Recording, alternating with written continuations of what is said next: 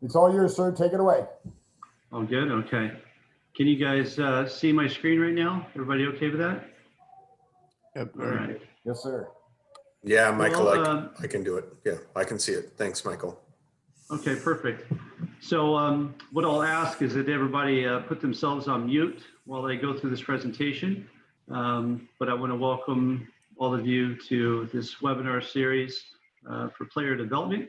This is my second time doing this series, and I'm really proud to be in this position and happy to be helping you guys out and all the men and women of our chapter and sections.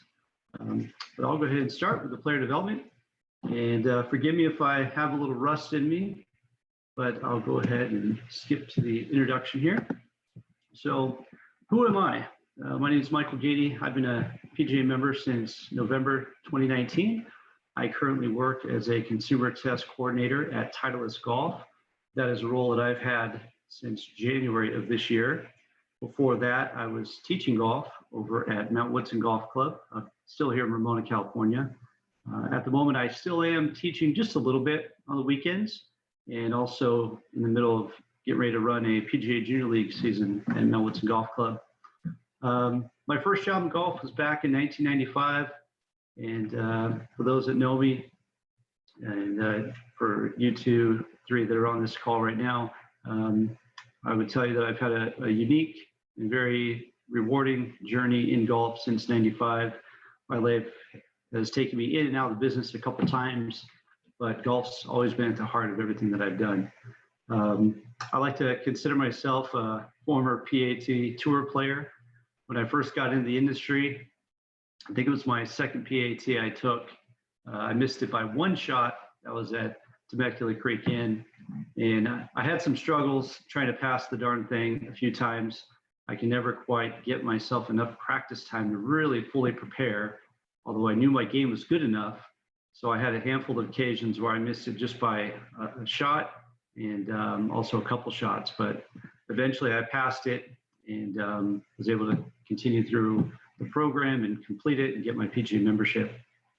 As an instructor, I've been teaching, like most instructors, players of all ages, been doing development programs for quite a while now, something such as PGA Jr League. When that first got started, I made sure that was something that I jumped into. Golf in Schools program that the section did, I jumped into that. And just any other regular junior golf clinics and adult clinics that we could do at my facilities. I always was first to try to jump into those. Teaching golf, mentoring people is something I truly love. That's why I signed up to do this, and I'm really happy to be doing it for the second time. But it gives me great joy to be in this position, to be helping you all in getting through the PGA program and to become PGA members and to be a vital part of our industry. Again, our chapters, our section, and hopefully things that I give you in this presentation will help you along the way. And I'll start now and I'll say at the end that anything that you have any questions, during this presentation, feel free to just jot it down so at the end I can try to answer those for you. I'm married, been married since 2012. I have two young boys, ages 7 and one that just turned 5. My oldest, we just signed up for PGA Jr League, so this will be his first time participating, and we're really excited about that, to get him involved in the game. But that's a little bit about me, so go ahead and skip to player development, some of the things that we're going to learn through this presentation. We're going to understand how player development programs benefit a facility, and even you as a PGA associate and or member, soon-to-be member, how it benefits you financially. We're going to try to link some of the player development programs to the facility's business goals and objectives. That's always an important thing when you're creating programs, is how is this program going to benefit the facility? How are we going to grow the game, increase the revenue for merchandise, rounds of golf played, more participation in future programs. So that's one of the key things that we want to do. We want to identify the distinctive needs, the interests, the desires, and concerns of the targeted population, and want to match specific development programs to these areas. So if you live in an area that has a lot of schools around, you may want to consider junior leagues, golf in schools programs, things of that sort. If you live in a more of a retirement community, you might want to start looking at programs that are going to focus on that demographic, the retired players that are looking to play every day, and hopefully you put together some programs that are going to help them get better and continue to play well in the golf course. We want to think about how to develop a comprehensive program of instructional services that can help promote practice, ongoing improvement, and just playing the game. So we want to utilize different resources that we have at our facility to try to, again, match the goals of the facility with the proper player development programs, and put together something that can, again, encourage players to be out on the golf course as much as possible, improving their game, and hopefully finding the sport that we all know is such a wonderful lifelong sport. We also want to learn about how to market and promote the PGA member, the services you're going to offer, and also the facility. There's lots of methods that you can use, from social media. Still, some of us use print ads, TV ads, you name it, but I'd say social media is probably one of the biggest ones that we use today. So we're going to think about, what is player development? So number one, as a facility, we're always trying to find ways to get players to the course. We want to attract new players, and we want to keep the regulars coming back. And player development programs is one great way to do that. In a program, we always want to focus on teaching some fundamental skills, not only the skills such as the basic golf grip, stance, alignment, and such, but we also want to think about what we can do to teach them fundamental skills about just how to play the game and how to be good golfers on the golf course, respect the facility and other golfers. Adult and junior programs. So again, depending on the area that you live, you may want to start thinking about what types of programs you want to create based on that demographic. And again, if I'm in an area where we got quite a few schools nearby our course, we got a couple schools within a few miles, and you know, we try to create programs that are going to attract those younger players. We also have a pretty good contingent of retired golfers, so we also create a few things to bring them in. Golfer leagues, social events, family days, these are all wonderful things to do. PGA Junior League, I think, is one of the best things to come into golf in a long time. Again, it's something I'm really happy to be a part of, and I've been trying to do it ever since it first came to our area. So for me, I think this is my 5th or 6th season doing it. And it's kind of carried over into the family aspect of getting families out on the golf course, not just the kids. Social events, you know, anything fun that you can do. And granted, we're coming out of a year where we had to back off of a lot of these big gatherings, but it's feeling like we're getting to a point here soon where we can start doing some more things. I know our counties are a little different from San Diego to Riverside and LA, but it's feeling like we're headed in the right direction, that pretty soon we'll all be able to have some more outdoor events and slightly larger gatherings and stuff to have fun, meet people, have golfers get out to the facility and check out your shop and the course, and just more ways to promote the facility and the programs that you offer. Family days are a great thing. We do something in our PGA Junior League. At the end of each junior league is we have a family day where we have parents and kids out on the course golfing together. I'll have some contests out there for them, and just a fun day for them to get out there, you know, socialize with everybody, and just spend some time as a family enjoying the outdoors. And we all know, coming off of last year, that it's a really important thing to get back outside and enjoy the good weather and the great things that our game offers. And, you know, going along with that, we want to make sure that golfers not only enjoy the game, but they stay with the game. So, you know, finding all these different ways to get the golfers out to the course, and number one, teach them how to have fun with it. We hopefully create an environment that makes them want to stick with the game for a long time. And, you know, as a coach, and even as a former high school coach, that was always my biggest thing, is how can I find ways to get players to enjoy this game, to learn the basics of the game and the basics of etiquette and some rules, and put them in a position where they can pretty much play with anybody, regardless of their skill level, and have opportunities to play with other family members for years to come. So going in with that, we want to try to find ways to cultivate the junior golfers and bring them into the game for long-term success of the facility. And one thing that I've learned is if you can attract the juniors, you're going to be bringing the parents as well. So if you create a program that the juniors love, that's going to make them happy. They're going to go home and tell their siblings, their friends, their parents how much fun they're having.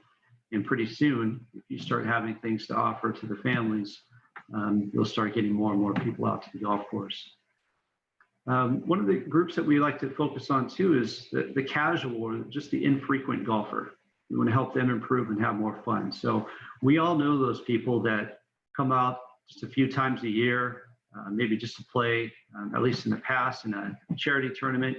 And, they always have a good time, but they seem to find reasons for why they can't get out to the golf course. And, I'm a firm believer that we all have the time for what we make time for. And if we can help show them how much fun golf is and how they can enjoy being out of the golf course, and we can get those infrequent golfers to turn into regulars on the golf course.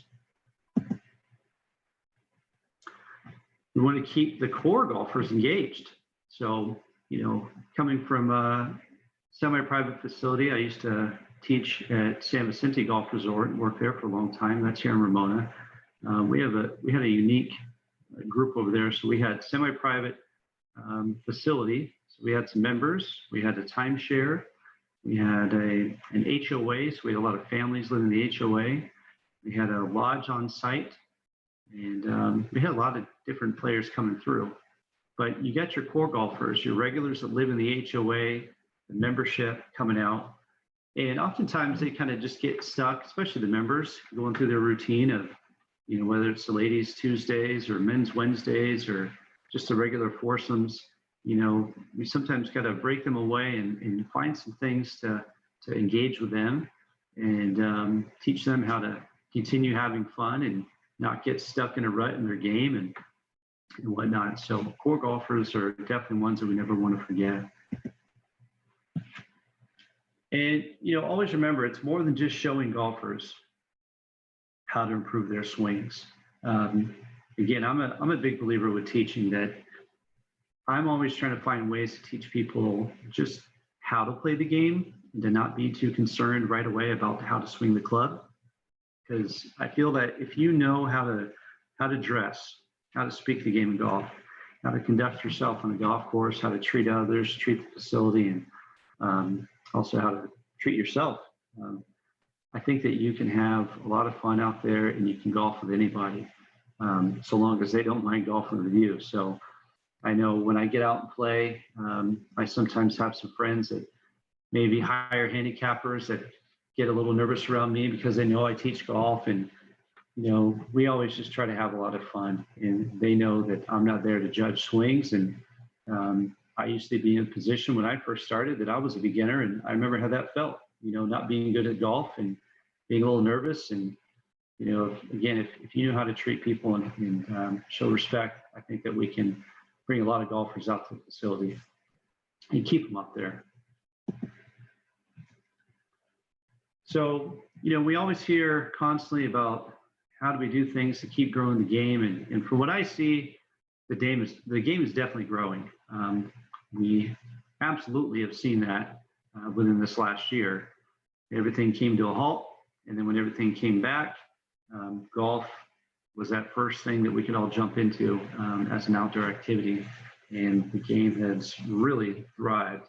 So golf companies such as, like Titleist where I'm at, and others, it's hard to order products, shoes and clubs and you name it. I mean, things are back-ordered, hard to get, and it's a good position to be in. It may be a tough position if you're at a facility, people trying to get stuff, but we're in a great position. So the game's growing, programs are becoming more diverse, And thanks to, the investment of time, resources, money of groups like PGA of America, USGA, Augusta National, just lots of groups like that, other national organizations that their time and investment has really been helping our game out. So I think we all are in a good position to ride this wave and keep it going. And this is a good opportunity for you as a professional to, if you're not involved in something, to absolutely get involved, because there's a lot of fun to be had, a lot of money to be made, and a lot of success for you and your facility. So thinking about the golf economy, we know that golf is a huge sport. It's a worldwide sport, provides lifelong opportunities for recreation and enjoyment for just millions of people within the U.S. and throughout the world. The game has truly grown thanks to, again, programs like what we do with junior golf.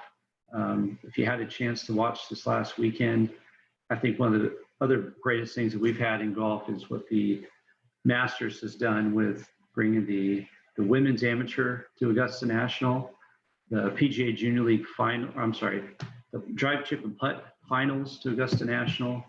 And I'm sure they have more things planned in the future, but we are definitely in a good position, creating a lot more diversity in the game, a lot more opportunities. And I think we're in a really good spot right now.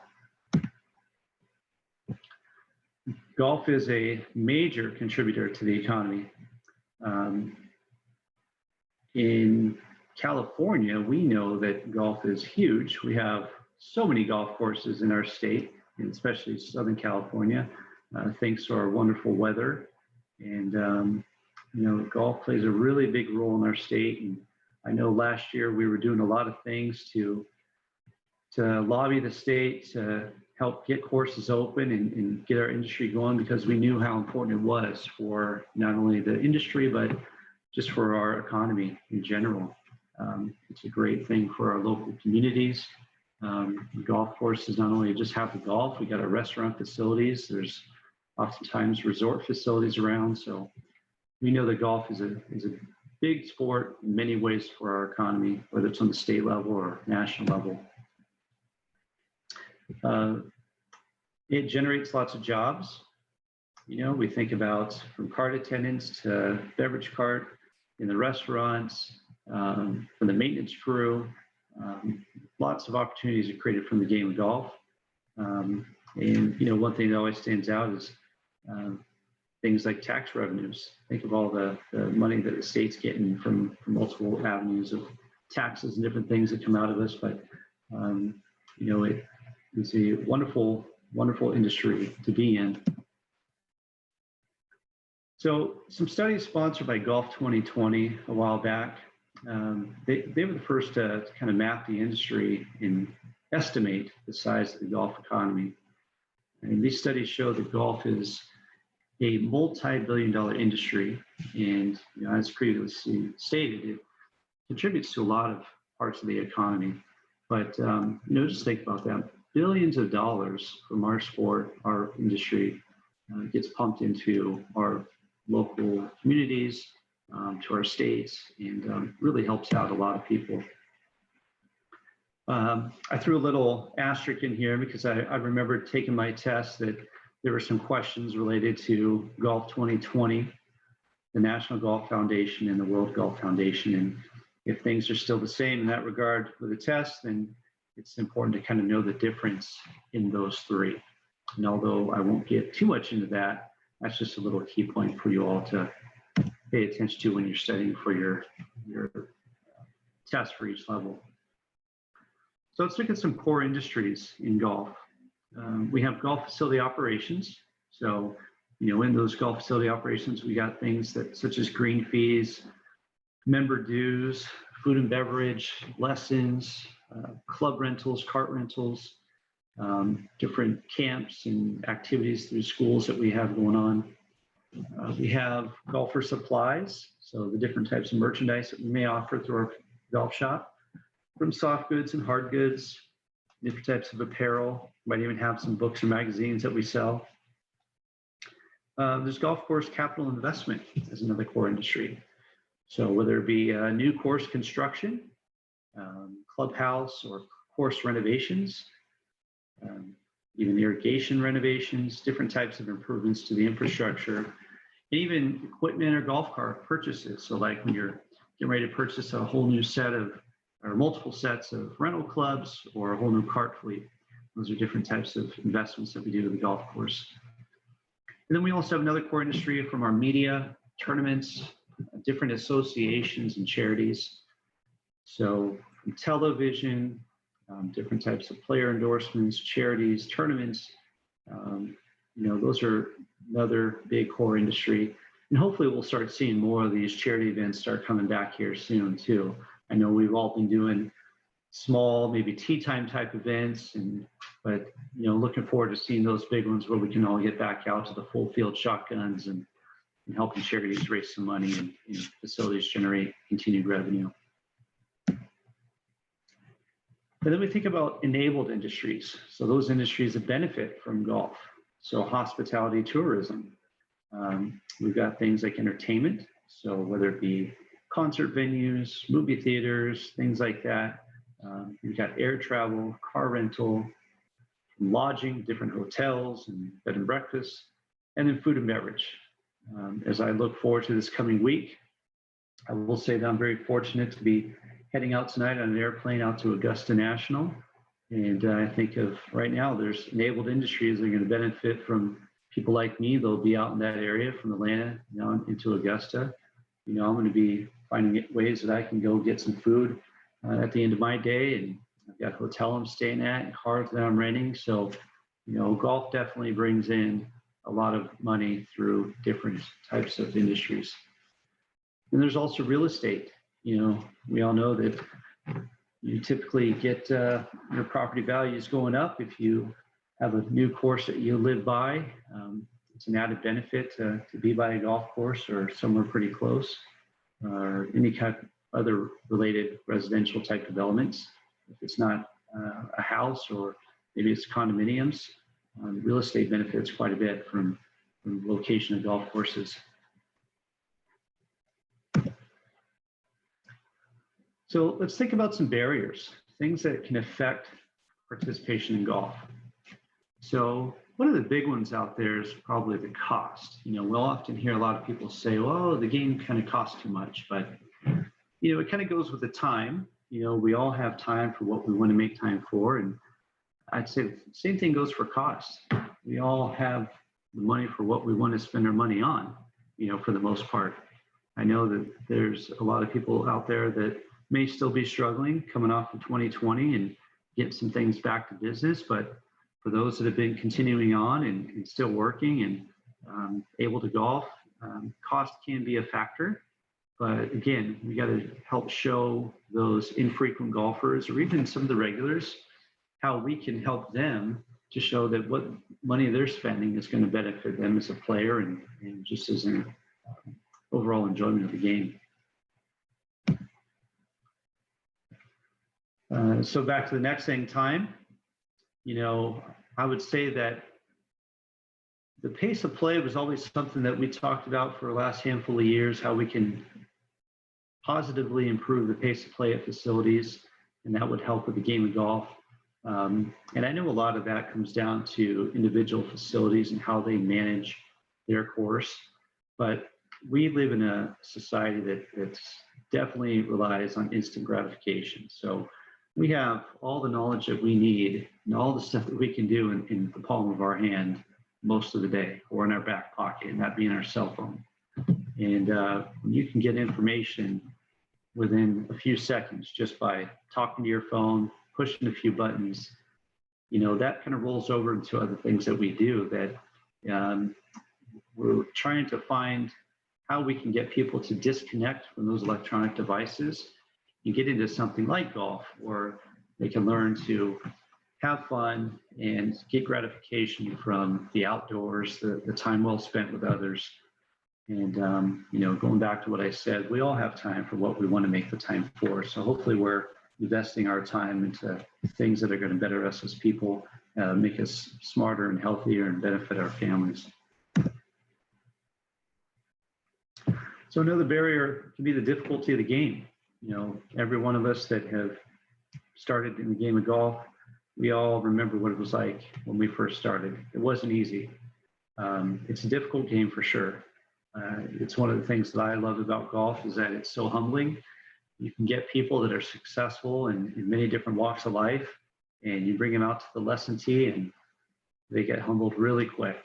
And you really get to see kind of the true character of people sometimes out on the golf course or again out on the lesson tee. So, you know, the game's difficulty can be a barrier for some, and that's our job as coaches and those running player development programs to show them how we can find some shortcuts to make the game a little easier, and while also keeping them in mind that it is a game of life and it takes a while to get good at it, and you'll never perfect it. So enjoy the difficulty of the process.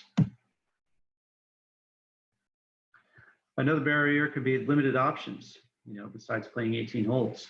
I know that our industry is doing a lot better in finding ways to incorporate par 3 courses on new facilities, maybe redesigning of practice areas to incorporate more short game skills, smaller greens, just anything to give players other options besides playing 18 holes, from disc golf, soccer golf, all that kind of stuff. So all that stuff is really great.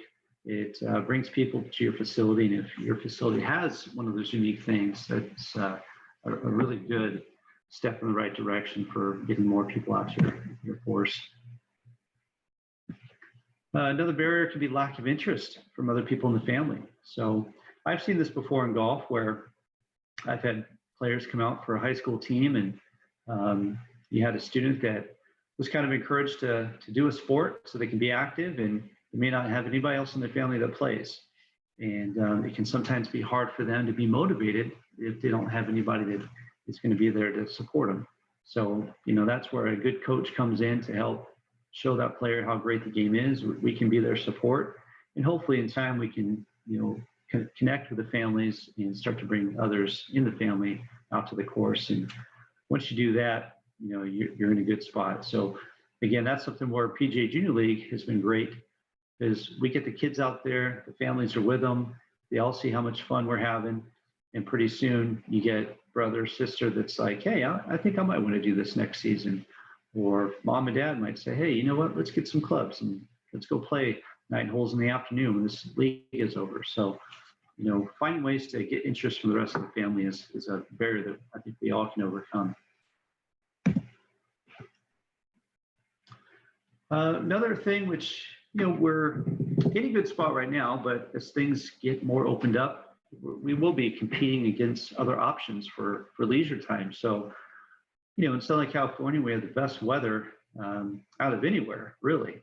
And especially this time of year, that you can go to the beach, you can go to the mountains, you can go to the desert. There's so many fun things to do in the late winter, springtime that sometimes golf may not be the first choice for a lot of people. So, you know, that's why it's important for us to find ways to reach out to these different populations of people in our community and give them another option of something to do, so that we can hopefully, again, continue to grow the game, improve revenues at our facility, and create lifelong golfers. We've all probably experienced this at one time or another. Course and or facility conditions can be a barrier. You know, we often hear golfers complain about course conditions at different times of the year, whether it be when our greens get punched, or just in the winter when certain grasses go dormant, or in the summer when certain grasses get kind of burnt out. That can always be a barrier. But again, if we're teaching golfers in the beginning, helping them understand the reason for these conditions and why it's okay, we hopefully help them overcome that barrier.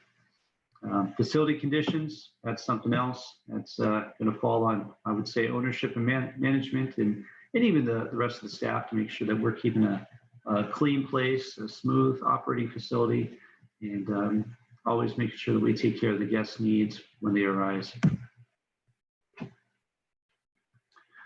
One of the last things in here is the probably more of an old perception among non-golfers that they're not welcome at certain facilities. And this ties into diversity and inclusion. And in 2020, that became something of a big deal and is at the forefront of sports and just in general in our nation. But I think that we've done a lot in the last handful of years to really change that and really head in a good direction. We had a PGA President of America, Susie Whaley, our first female president of PGA. We have more persons of color coming into the business of golf and the game of golf.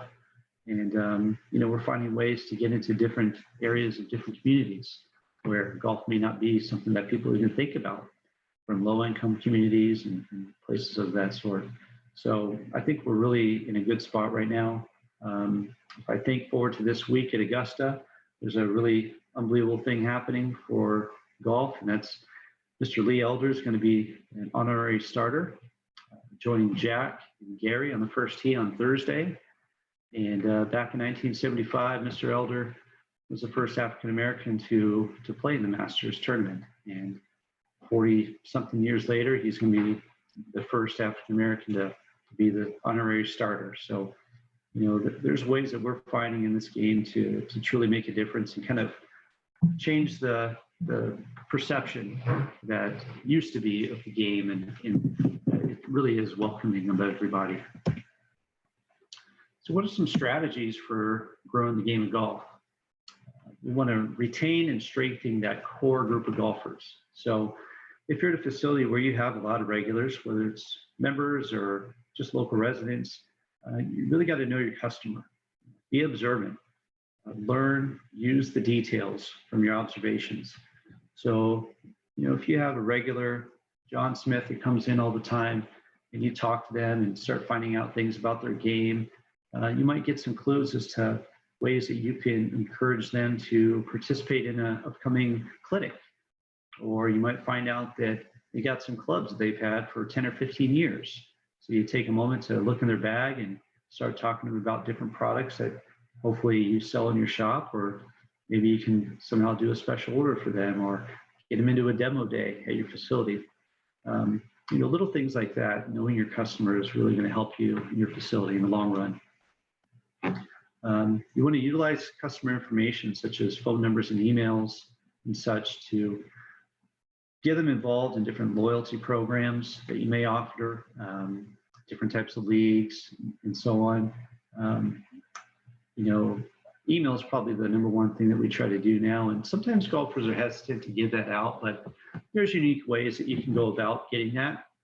And, if you can get them engaged through some emails, get some different offers sent to them, that you get a handful that are engaging with that and coming out, that's a good start. So, customer information goes a long way. And it's going to start by, again, being observant, talking to people, being genuine, just having a good conversation, and you can really learn a lot and help your facility out. Thinking about the lapsed golfer, those that maybe played a little bit back in the day, but they've taken a little bit of a break. We want to think first about women's influence in the game. So again, like I said, there's been more things done to get participation by women. The Augusta National is now showcasing the women's amateur at Augusta, which is so cool for the game. You see a lot of great young girls participating in the drive, chip, and putt. All of that is a great way to have some influence with the women and get them out to the facility. There's about 90 million estimated plus lapsed golfers, and these are golfers from all different types of backgrounds that aren't really active. And when you think of not active, those are just people that, again, they might have been playing a number of times the year before, and then for whatever reason they took a break, whether it's kids came into the picture or they moved or different job opportunities, but it doesn't mean that they don't still have interest. So we got to find a way to engage with them and pique their interest to hopefully get them back out to the facility.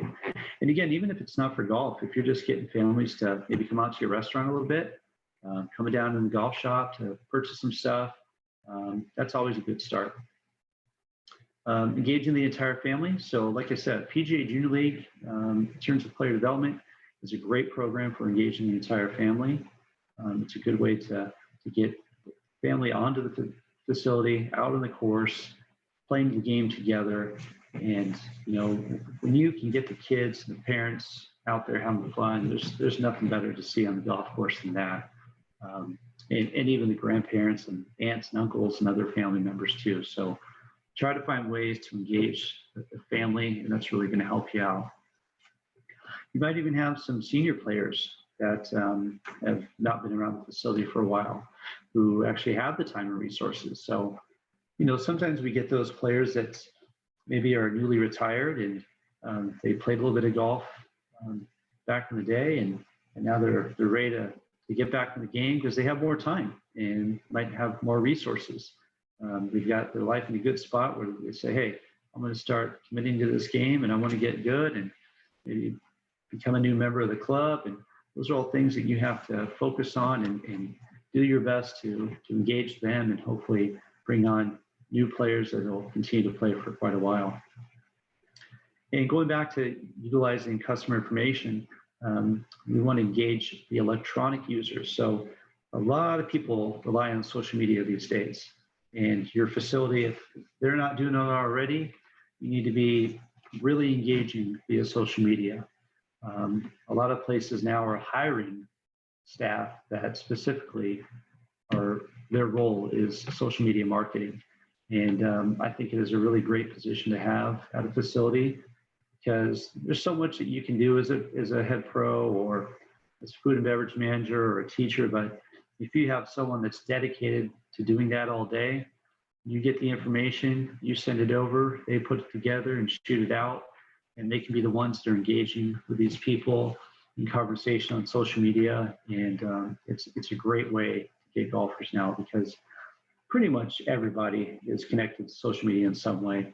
If it's not through a Facebook or Instagram or what, it could be a LinkedIn, TikTok, you name it. There's different ways. So if you're not doing social media in some form or another for your personal business or for your facility, I highly, highly recommend to get on. It's never too late to do it. So we want to drive new players, reach that other, what we call other 84%. So out of all the millions of golfers that there are in the US and in the world, there are a lot that don't golf for some of the reasons that we stated earlier. So we got to find ways to get the new players. Those can be the younger players that never experienced the game before. Can just be people that never decided to get in the game for different reasons, whether nervousness, they don't feel athletic, they don't feel welcome, any of those things. So what are some ways that we can engage with them and try to accommodate them at our facility? Sometimes it's really cool to have at your facility a kind of a meet and greet day. If you live in a community where maybe you have an HOA that your course is within or nearby, you put out a meet and greet day where you can invite people to come over, meet some of the staff, maybe have a little bit of some putting stuff going on, real casual, doesn't have to really be a clinic, but just teach people a little bit about the facility and what you offer and let them, check things out and have some good conversation and start to get to know your potential new customer. And going back to diversity, there's a lot of things happening right now to drive diversity in the game. And you want to make sure that the programs you put together and the marketing that you put together appeals to a lot of different diverse populations within your community. And again, that's going to be from different economic backgrounds, cultural backgrounds, you name it. There's a lot of ways that we can appeal to a diverse amount of people. So what is the player development process? So phase one, we want to create a program that is designed to meet our business objectives. We want to focus on what it is that our customer prefers or needs, and how can we use the staffing, the human resources or financial resources of the facility to obtain those objectives. So again, anything that you create, we want to do it for the benefit of us as professionals in the facility. And, you got to kind of start out and see the population that you want to target and how that we can utilize the resources that we have, whether they're minimal or we have a lot of resources. There's different ways to do it.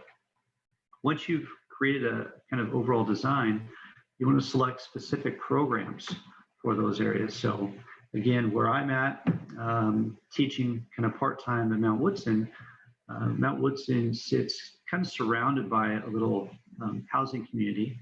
So when we market some stuff, we will sometimes even go door to door and hand out some flyers. We've done that in the past. Or we've honestly got a pretty good database of emails from all the residents that live in the area, because a lot of them actually patronize our food and beverage grill on afternoons and evenings. People will walk down and grab a bite to eat. So we have a lot of good conversation and find out the things that they're looking for. And we create programs to focus and target those groups. So selecting a program, different types of offerings, and then you want to have a strategy to put that together and achieve those objectives for your facility. And once we get all that together, we want to implement the program. So, we've got everything put together. We want to make sure we have the staff, scheduling, all the promotions, everything set up, and we start running the programs. And again, if your facility is supportive, you should have a lot of help in a lot of ways to run really successful programs. Phase 4, once we've ran these programs, and hopefully we've been taking notes and talking to people and finding out the positives and negatives of the program as it's ongoing, we want to evaluate it. How effective was that program? And we want to try to compare the results, the effectiveness of it, to our original objectives. So if you run a program and you find that in a clinic that you lost participation in the clinic towards the end, you got to find out what it was that was causing you to lose participation. Was the schedule not set up right? Just the time of year or the days of the week? Where you just didn't have quite the right amount of staffing to cater to everybody? Those are types of things that we want to look at, and always finding ways to get better. That's a big thing. Even if you think a program is a success and everybody tells you, hey, that was a great time, I can't wait to do it again, you still got to find ways to one-up it. How can you make it better? How can you offer something a little more, give something a little extra? So evaluating is a real important step of this process. And then you got something such as the 5 Ps. I've used this in golf, life, in fitness. Proper preparation produces peak performance. So if we're doing the right kind of preparation, then we should succeed in most ways, whatever we do. Junior golf clinics and golf fitness. So here's a little kind of wind down to some things that I've done. These pictures are taken a while back at San Vicente Golf Resort, but you'll see on the left, I've got a group of kids. We did a little golf clinic on the putting green, and there's a big container there of golf tees. And what I would do with the kids is we would have a day that I would have them set up little golf holes. They would work together. I had tees and strings and obstacles, and I'd have them in a group of 2 or 3 or 4 and have them design a golf hole. So earlier in the week, we kind of talked about how a golf hole is designed. We'd walk out on the golf course and I'd show them, the placement of the bunkers and the placement of the flags. And so when we had this day towards the end, when we put it together, it was really fun to see how interactive they were with each other and how much fun they had in trying to create a fun, challenging putting golf hole to play on. On the right, I've got some kids that were future high school team hopefuls. And, one of the things that we did was some beginner fitness.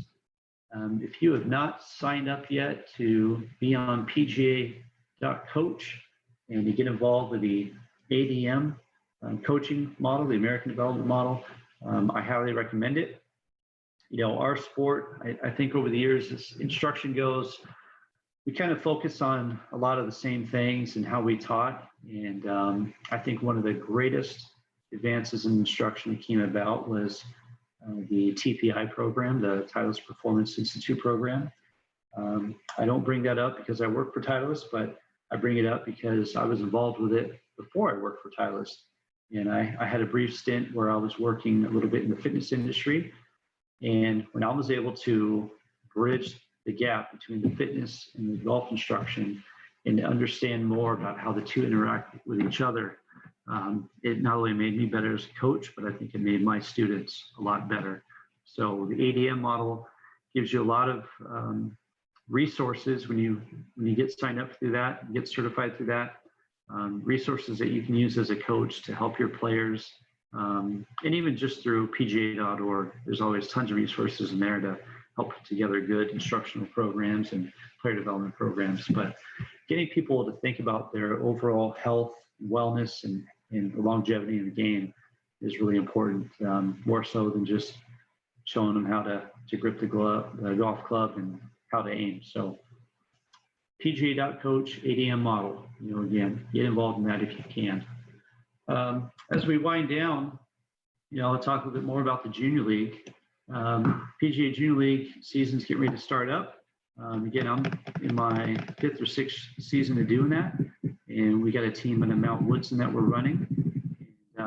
We've had a couple teams running in one season there before, and it's such a great thing. I'm really excited for us as a society to get back to what we consider the normal, so we can see all the families and out on the golf course. Because it really was a cool thing. Before you start an event, we'd have a shotgun afternoon start, and you'd have sometimes 50 kids plus a bunch of families. I mean, it was really great to see. So PGA Junior League, if you're not involved or you want to be involved, please do not hesitate to do it. Reach out to me if you have questions about Junior League. It's a great way for kids to get started in the team environment of golf, especially if they're looking to go on into like high school or maybe even college one day. They really learn a lot about how to work together as a team. Then one of the most important things for player development is you're creating memories for a lifetime. This is a picture before we started one afternoon with Junior League. But even if it's not Junior League, anything that you do in golf, especially with player development, you're going to create some really great memories if you run a really good program. So I highly encourage all of you to do as much as you can to work hard on player development. It's a great thing for you professionally. It's a great thing for your facility, for the game of golf. And the memories are something that mean more than anything. The relationships that you build, and to see the success and the growth of all the players is really awesome to be a part of. So at this time, I'm going to wrap up this presentation and leave it open for questions or comments. So if there's anything you have that hopefully you maybe wrote down, I'd be happy to answer that. And if you don't have anything to ask now, you think about it later, please don't hesitate to reach out to me. My email, I've got a couple, but you can use michael@gaineygolf.com. You can also reach me on my cell phone. This is my personal cell, which you can call me anytime. And if for some reason I can't answer, I'll gladly call you back as soon as I can. So again, thank you very much for your time. And anybody that has any questions, please fire away. Michael, on behalf of the SCPGA Education Committee, that was a phenomenal presentation, well thought out, well planned, very thorough, as good as any LaunchPad presentation we've seen in the 2 seasons that we've been doing this. Thank you very, very much for doing that. You definitely know your trade. Tom and Chad, you have been unmuted if you want to chime in. Now, Michael, you may be discouraged that there were only the 4 of us on. However, as is true with the Catalyst webinar series that we do on Thursdays, 75% of the people that take the Catalyst and the LaunchPad take it off of the YouTube link on the SCPGA landing page. So 3/4 of the people that benefit from the work that you're doing are going to do it after the fact, at their own leisure. So Tom and I were getting, and Colonel Tom also, we were getting kind of discouraged that we were only getting 4 to 12 people to come on each LaunchPad. But the fact that there is a catalog and there is a library of available support and instruction for all of the levels of the level 1 of the PGM program that people can access at their convenience. They're doing it the same way on the Catalyst webinar, and it's a benefit, you know, and so don't get discouraged at the low attendance count, because by the time the next 90 days go by, there'll be 50 people that view your presentation today. So it's definitely a benefit to the program, and we're grateful that you took the time to share your expertise and educate the section. Yeah, thank you very much. And I hope those of you that end up logging onto this later get something good out of it. And again, you have a lot of great professionals out there in our chapters and section that want to help. So don't ever feel that you're in a, if you're in a position where you feel stuck, you can't reach out. Yes, Hey, go Michael. ahead. Yeah. Hey, Michael. Nice job. Way nice job. This is Tom Parker. Way nice job. So thank you so much for doing this twice in a row, whatever. Yeah. Absolutely wonderful on that one. Thank you. Hey, I had, two kind of, if there's no other questions, I was waiting to see if anybody else was on it. But if there's no, I had two kind of, unique questions. I got an email today for Doubles League, the Jack Nicklaus initiative on Doubles League. Do you guys actually know about this or what? I don't. Yes. I actually don't. So, I mean, I apologize. I don't. Well, I'm learning more about it, but I saw the email too. What I can say is that, a program like Junior League, we saw a lot of great things from that on the not only the local section level, but nationally. And we're now trying to find ways to move from juniors to getting adults, families to benefit from the things that we've learned. Is that what is? Do you think that's what this is about?